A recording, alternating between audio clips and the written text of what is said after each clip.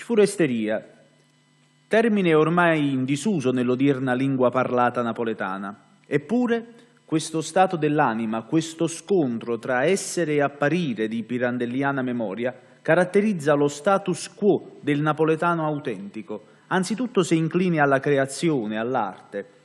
Secondo alcuni dizionari di lingua napoletana, il termine starebbe ad indicare un particolare stato emotivo di tristezza e malessere psicofisico. L'accezione più consona però è riferibile ad uno stato di grazia creativa che, se da un lato è comunque sorretta da un velato stato di melanconia, dall'altro essa spinge alla realizzazione di cose e o fatti che non si verificherebbero nell'usuale modus vivendi. È giusto quindi parlare di due tipi di sfuresteria: negativa, che rispecchia il significato originale del termine; positiva, rappresentata dall'ultima modalità citata. Ogni napoletano, in fondo, è un po' sfuresto, non si scopre nulla di nuovo in questo. Basterebbe soltanto lasciarsi andare a questa benedetta sfuresteria, lasciando da parte le ansie, le inquietudini di questo tempo ed avvicinarsi attraverso essa alla bellezza.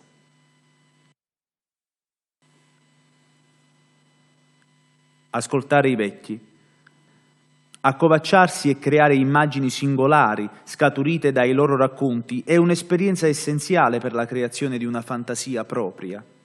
Buffe e spesso bislacche, le immagini che creiamo riescono ad attualizzare il senso profondo di un qualsiasi racconto. C'era un signore, con le mani spaccate per il troppo lavoro nei campi ed un cuore ancora più grande della fatica quotidiana, che spesso narrava una storiella umoristica dal retrogusto amaro, che si chiamava A Storiro no potero prevede.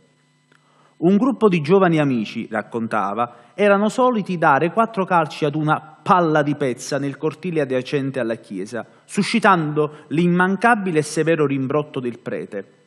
Un giorno, uno di quei ragazzi, seccato per il sequestro della palla da parte del prelato, si recò in chiesa e furtivamente cominciò a far risuonare le campane a festa.